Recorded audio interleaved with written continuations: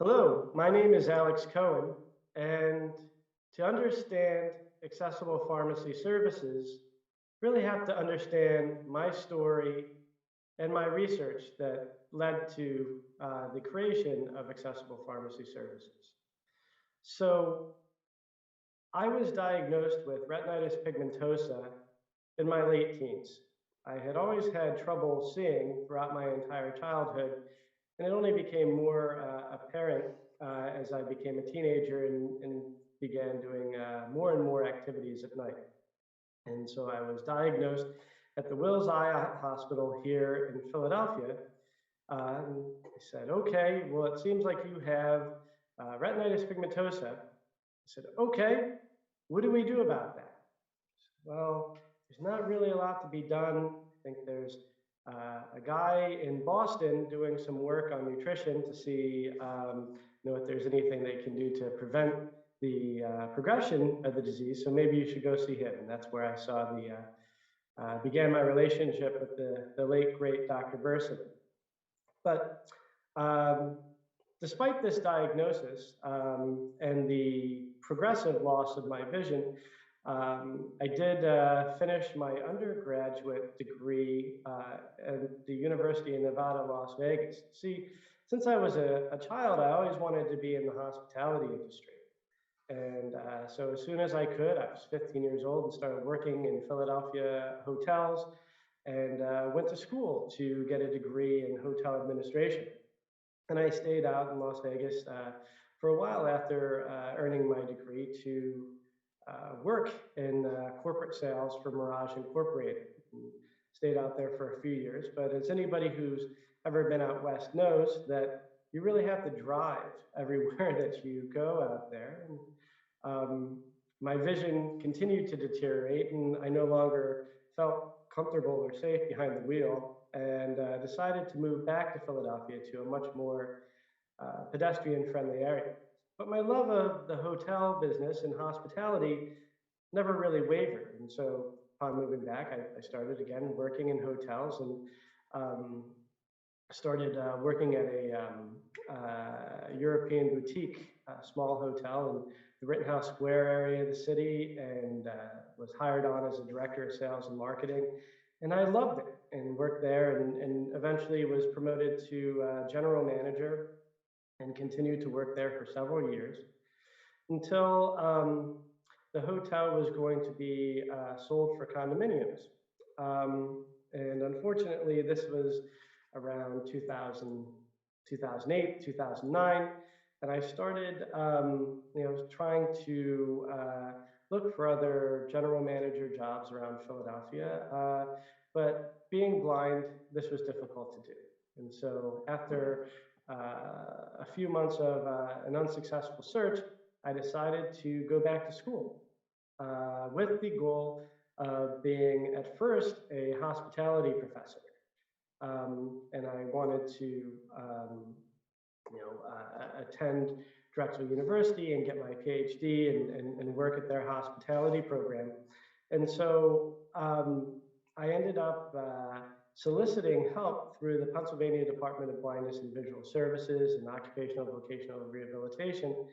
And I formed a collaboration between these agencies and the Office of Disability Resources at Drexel University, and first achieved my master's degree in hospitality management and casino marketing, and continued on to achieve my PhD, my doctorate in marketing from the LeBeau College of Business.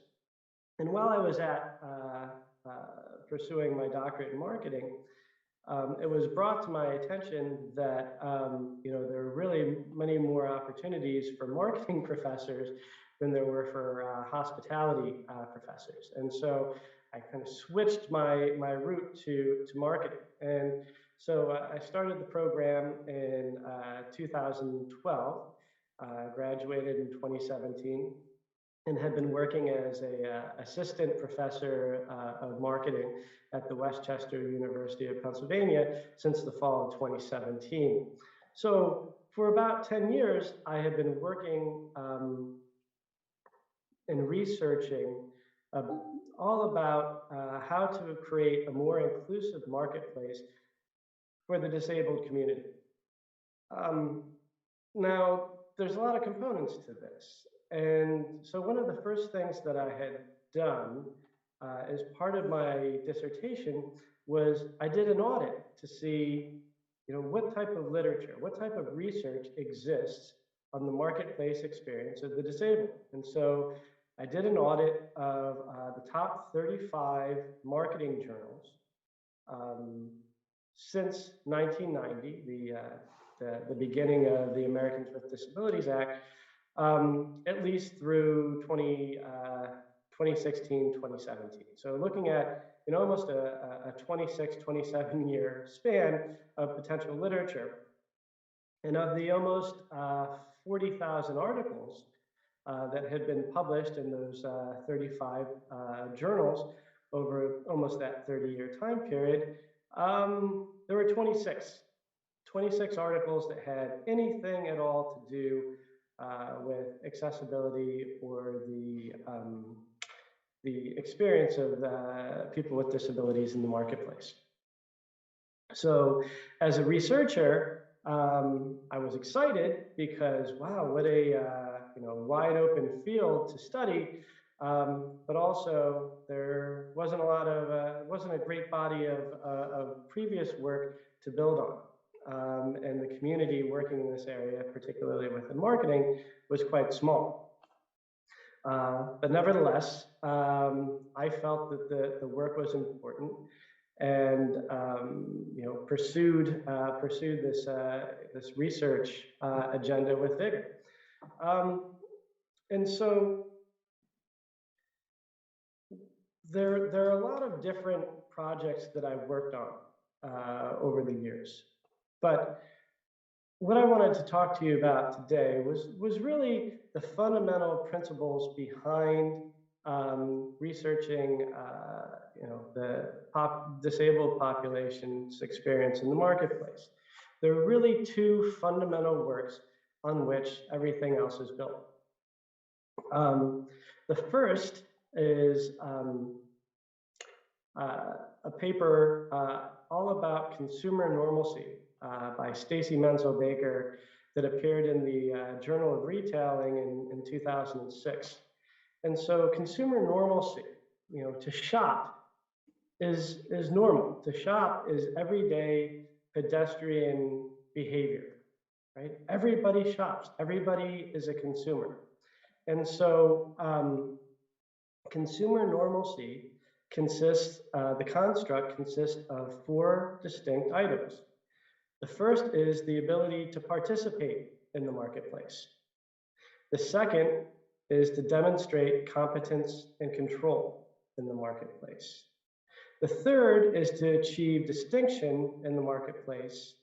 And the fourth is to be perceived as an equal in the marketplace.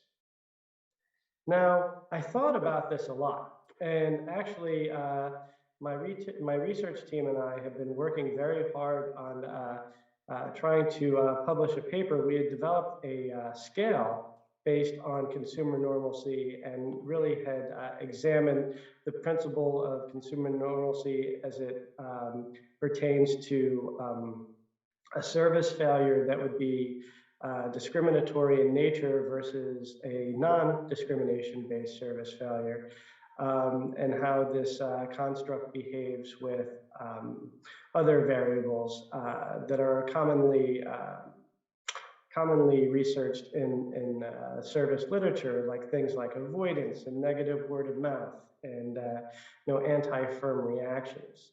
So this consumer normalcy paper really provided a wonderful framework and platform to identify what some of the internalized experiences were. Not that consumer normalcy is necessarily unconscious, because, for example, this particular paper interviewed, I believe it was 30 blind participants, but because the blind consumer never forgets that they're blind. So this isn't really, operating unconsciously. But the second paper was all about looking at the construct of welcome in the marketplace. And this was a paper done by Kaufman, Scarborough, Holland, and Baker. I believe it was in the Journal of Consumer Service in 2007. And so the concept of welcome is derived by 4 distinct items. And whenever there is a negative interaction between a person's disability and any one of these items, dissatisfactory service experience will be the result. So the first part of welcome is the physical environment of the store. Now, so we take this to be, the physical environment of the store, or, if you're looking at websites and website accessibility, it could be, the layout of the website. So the layout of the store, the personnel and interactions with the personnel, interactions with other patrons, other customers in the marketplace, and then finally the offerings of the store. And so once again, if there's an interaction, a negative interaction between the physical environment, personnel, other customers in the store, or the offerings that are available,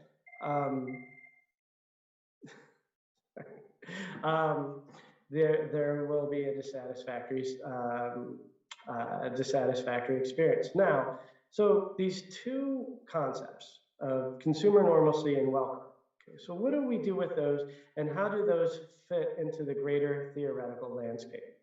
Well, I guess first and foremost comes the idea of working with expectancy confirmation or disconfirmation theories, like contrast theory or expectancy disconfirmation, where every service experience is based on an expectation.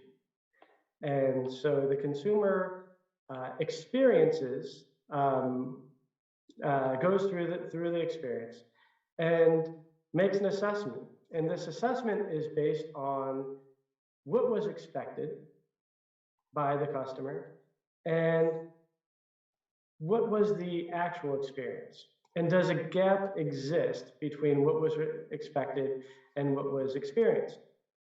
And that gap can represent a level of dissatisfaction.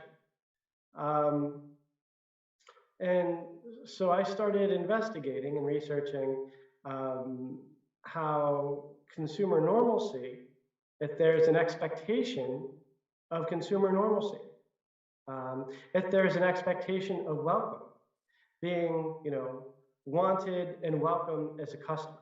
Is this an expectation that I should have, or that the customer should have? And if there's a gap where someone feels unwanted or unwelcome, then obviously a dissatisfactory service experience will be the result. Furthermore, I often research and connect to attribution theory, which shows that the customer holds the retailer, holds the marketplace accountable for these service failures. So that's the theoretical landscape of a lot of my research.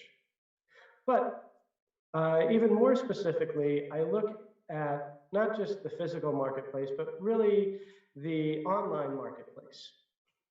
And the online marketplace, in terms of the history of shopping, is still reasonably new.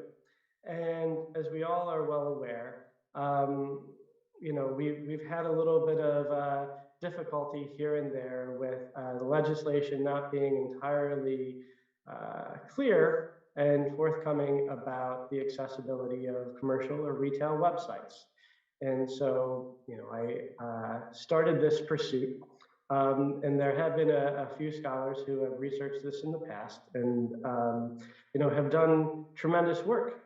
But some of the work can be, is quite dated, particularly when considering the technological advancements that have been made in the past 10 or 15 years with assistive technology and website design, as well as marketing, accessibility, the number of consultants that are available in the field to help people with their website accessibility. And so in terms of looking at how these service failures that would be accessibility based, right, through an inaccessible website, how do consumers react to these specific experiences? How are these expectations disconfirmed, and are they disconfirmed in the same manner? And do both consumer normalcy and feelings of welcome come into play within this disconfirmation, even if it's in the online environment? And what we found is they do. They do. It does not change as a fact of being online versus being in a physical store. And so we wanted to see how widespread the problem was. And so began doing evaluations, accessibility evaluations, based on the World Wide Web 2.0 Consortia, or World Wide Web Consortia 2.0 guidelines, in a 5-year study looking at the top 100 retailers according to the National Retail Federation. And so this list is quite a varied list. It contains all different types of retailers, from restaurants and department stores, hardware stores, bookstores, clothing, grocery stores, you name it. It's just everything is on this list. And of course, there were also pharmacies. And pharmacies are some of the top retailers that we have in the United States. And so over this 5-year study, looking at the year-over-year changes to see, has anything improved in accessibility? Has anything, any particular markets or types of stores deteriorated in their accessibility? And the truth was it stayed pretty constant, but it was constantly inaccessible. All of the sites contained multiple errors, and we were looking at home pages, transaction landing pages, as well as the entire website accessible versus inaccessible content. And we've and so I've been working in this space, and then my younger son goes to an elementary school here in Philadelphia, and I was introduced to my friend and business partner now, Andy Burstein, who had been working in the accessibility space, trying to work to make websites more accessible, and actually had developed a tool that could make most websites accessible through the plugin that he and his company had developed. But anyway, we got to talking, and he asked me about my research and started really zeroing in on some of these different industries that had such inaccessible websites. Because, I mean, everybody knows the website is the window to your business, right? It's where people go first now. There's very little, the investigation, the information that's available. The search is easy to find what you're looking for, and know that you're in the right place. And we noticed that the pharmacies were quite concerning. And we thought, well, this has more implications than just the retail environment. And it has more implications than digital equity as it pertains to the retail environment. And so we started doing more research specifically into pharmacies and did a lot of field research and went in and would ask the pharmacists, so what do you do for blind patients? And some pharmacies would say, well, we don't have much. Okay, it's not a great answer, but it's an answer. The next might be something like, well, we can print out the labels larger if that would help you.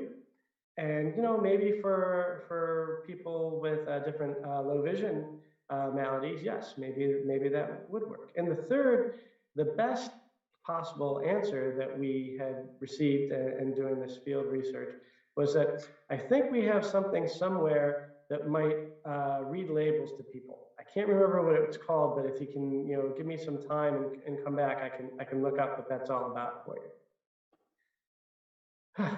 Okay, so that's where we are. And of course, they were talking about an absolutely wonderful product that we know and love as Script Talk, that uses RFID technologies to read labels either through a phone application or through a device that's available to the community, usually free of charge. So so after doing the field research, we started, actually asking more people. You always, survey the population, see what they think, see what their problems are, what issues are they facing, what are their experiences, and so with that, armed with all of our research, we have 5 years of data about how inaccessible the websites are. We have data about the actual experiences that people have while they're in the physical pharmacy.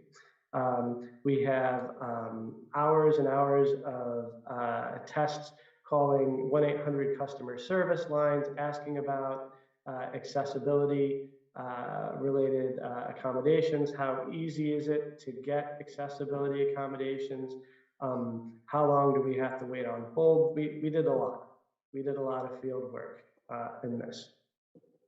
And what we realized is that this market, the blind and low vision market, when we first started, was really being underserved. It was not considered. Now, through my work, through my research, and through my own experiences as a blind person, I know that there's not inaccessibility with malice. There aren't people that are out there that, we don't care about the blind people. We don't care if they can use our website or this. There's not some kind of diabolical, session going on. Now, again, maybe there is, maybe there isn't. As people should be aware of, website accessibility at this point, there have been certainly more than enough lawsuits and major lawsuits that this should have gotten the attention of retailers. But we still, as a community, like to think that there's not anything, diabolical behind this. It's more of, let's say, an awareness issue. And then as it becomes an awareness issue, maybe it is also a dollars and cents issue, because we know that it is exponentially more expensive to retrofit an inaccessible website than to build a website, construct a website accessibly from the very beginning. Anyway, but we're talking about people's healthcare, right? Pharmacies are important to people's healthcare.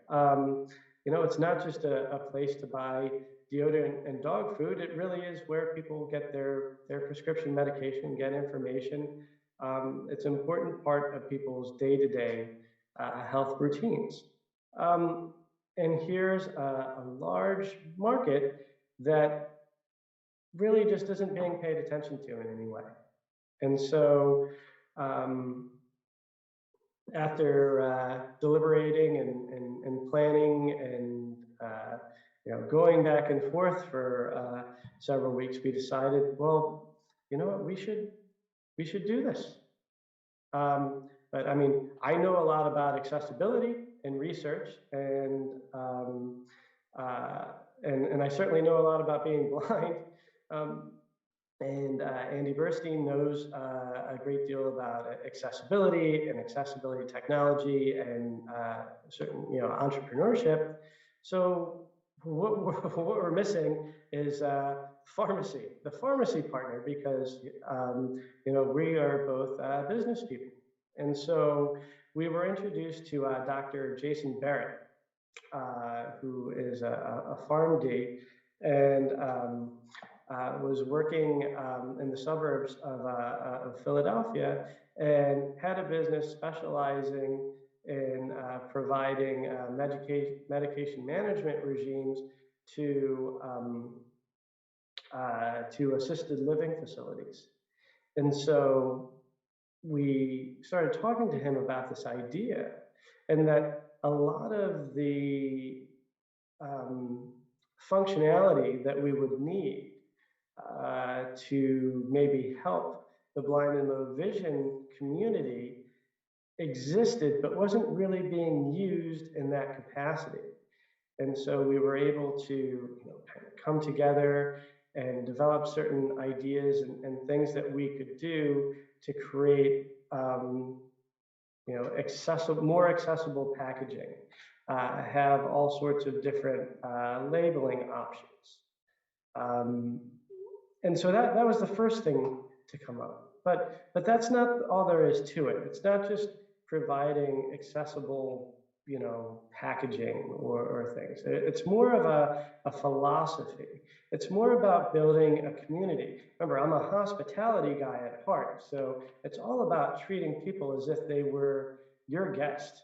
And so it's not just about accommodations and accessibility, it's also about service and making people feel wanted and welcome, and that there is a better option out there for them, which is the philosophy behind accessible pharmacy services. Look, medication management is difficult for anybody. If you throw in the additional, confounding variable of sight loss, it makes things even more difficult. And so we really needed to find a way to marry all of these different things, from a high level service platform, also with a superior clinical footprint, to offer the best possible medication management information and services, while making everything as accessible as possible. Now, we are not a technology company, nor do we claim to be, nor do we want to be. But we have become particularly adept at recognizing technology that could be useful in this space.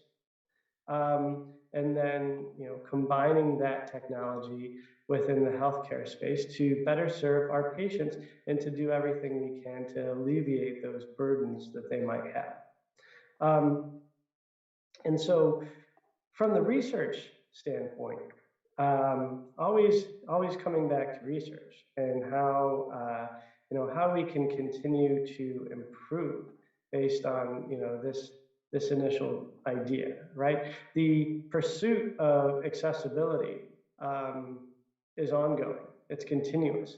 Can't just make our website as accessible as possible and say, all right, we're done, because the website's always being updated with new information and new multimedia. So it's an ongoing process. Learning about what's new and what's available and what's out there is important for us as healthcare providers, for our patients, for our customers. So it is an ongoing pursuit. Now, to talk about accessibility accommodations in the marketplace, in marketing, we often talk about the consumer decision-making process. And the consumer decision-making process starts with need recognition. So it's need recognition. It's We're here to provide products and services to meet people's needs. There's pain in the marketplace. I'm cold, I'm hungry, I have a headache, I have high cholesterol, whatever it is, right? We have a product that can remedy that pain, right? That's what we do with creating products. So we have it starts with need recognition, and then go to information search, right? Where people are looking for information where they can get something or what could alleviate the pain they have. And then finally looking at the alternative set where, okay, I've done all this information search. Now I have a few different things that I can select from. Then it's actually making the decision. The shopping transaction experience, and then consumption, and then evaluation. Now, what happens is a company, a big organization, might have one step in that consumer decision-making process to be accessible. But there's so much more to it than that. So let me give you an example, right? There are things that exist out there in the marketplace that certain companies are very proud of, and they should be. And anytime anybody makes any strides for accessibility accommodations, that's great, and it should be applauded. Anything that we can do to make the marketplace more inclusive, it's the right thing to do. But say, for example, a company has an app, and that app can read prescription labels. And that's what it does. And that's all it does. What about all of those other steps in the consumer decision-making process? There's so much more than just reading the label. So at Accessible Pharmacy Services, we make each step of the process as accessible as possible, through, matching products and services with accessibility that will meet the needs and remedy the pain of our customers, but also making sure that all of our communication channels and platforms are as accessible as possible. Whether that be our very accessible website, or we really just encourage more often than not for our patients just to call us, have a conversation with one of our customer care coordinators who we have specially trained to speak with the blind and low vision community to help explain things in such a way where we're not where sight is not assumed. We also, through the consumption shipping process, we have braille labeling on our packaging if necessary.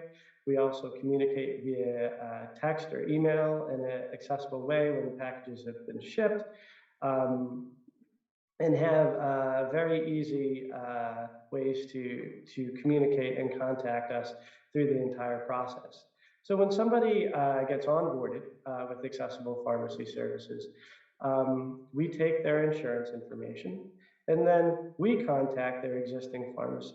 We contact all of their prescribing physicians and get them all on the same page under the Accessible Pharmacy Services banner so that we can be in charge of their medication management and make sure that the cardiologist knows what the primary care physician is doing, or the psychiatrist, or the endocrinologist, or whomever they might be working with, or something, developing an entire plan for diabetes management to try and, always with the pursuit of looking at healthier outcomes. Now, we also don't rely so heavily on technology. As I did mention, we want to provide the option of the phone because we understand that the blind and low vision community is not homogeneous in any way. We have, spreads through all kinds of different age ranges, different education levels, rural versus suburban versus urban. Um, People have different health maladies, different support systems, different income levels, so many different things. The only commonality might be the blind or low vision aspect. So we don't rely on technology. We use it as a tool, as a platform, but we also understand that a good deal of our patients skew a bit older due to some age-related eye diseases and might not be quite as comfortable using certain technologies. So whether we use no-tech, low-tech, or high-tech solutions, we find what works for that individual patient because that's the case. Each person is an individual. Now, I don't usually talk like that when I'm doing my research where everything is aggregated and clustered, but at least for accessible pharmacy services, each patient is just that, an individual patient.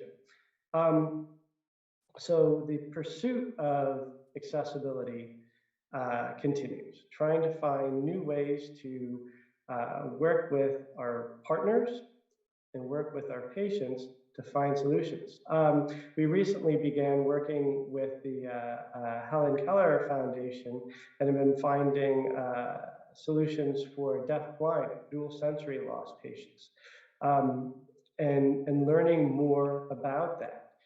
It's a reasonably new area that we just started getting into over the past few months that we're very excited, and we're very excited to learn. We never stop learning from our patients, from all of these different wonderful organizations that we are with, to learn about these different patient populations, but also continuing to work with different state agencies who are looking to see if the services that we offer actually do produce healthier outcomes in these patients, and they do.